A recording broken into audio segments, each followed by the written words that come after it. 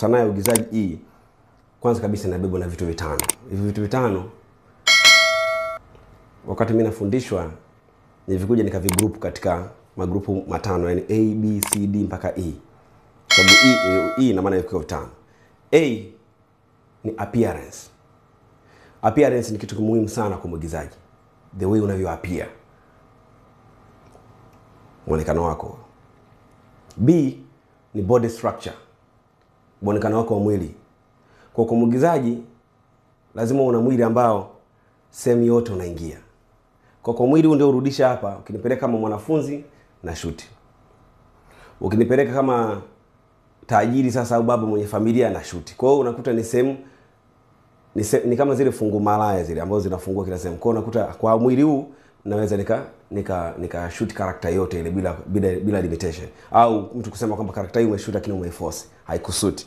Hivi naweza nika shoot. Hata waigizaji wengi wako vile vile. Kwa hiyo ili kama unataka kufanikisha kitu lazima usacrifice kidogo, jitoe mwanga. Haikuwa rahisi kujipunguza hivi, lakini nimefanikiwa. Kwa sababu moja, kufanikiwa napunguza kula na mazoezi kwa sana. Lazima uwe katika ratiba yako.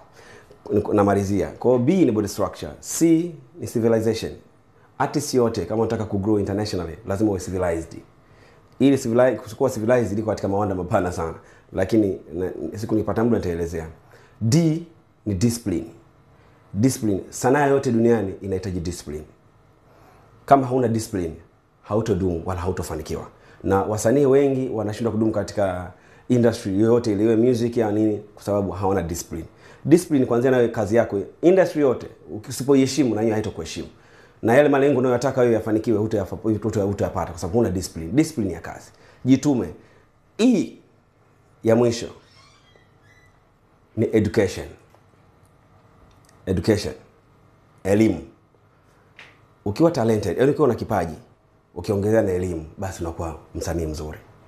Sanaa ukiwa na kipaji peke yake bila elimu ni kipaji kilichodumaa.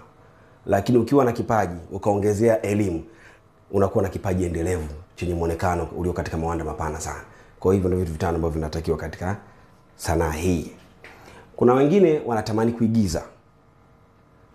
Unaona, kuna mwingine anatamani kuigiza, labda anataka aigize, tuchukulie labda love story. Unaona. Lakini body structure yake na appearance yake haviendani kabisa na ile love story. Kwa kuwa anataka hiyo vile, basi atashoot kwa sababu ametaka iwe vile. Lakini ukija kwa wale casting manager atakwambia hii character haikusuit.